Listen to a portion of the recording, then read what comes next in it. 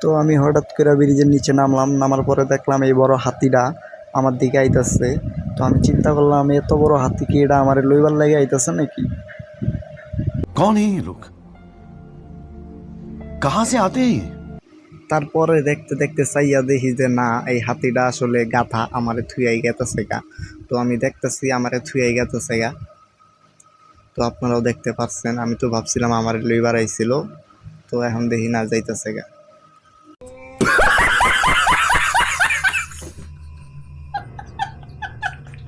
তো আসলে ওই কামটা যে করলো, ওই যে আমার আর কি রাইখা চলে যেতেছে, কামটা কি আসলে ঠিক করতেছে আপনারা একটু বলে চাইবেন।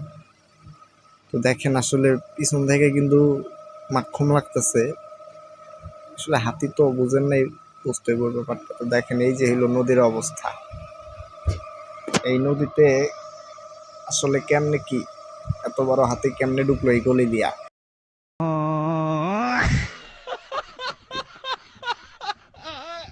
আমি তো এটাই চিন্তা করতেছি। তো নাগের চাইতেছে কই সেটাও জানি না। আমি ভাবছিলাম আমারে লইবার আইছে, এখন দেখি না আমারে থুইয়া বাহাদুর চলে গেছে।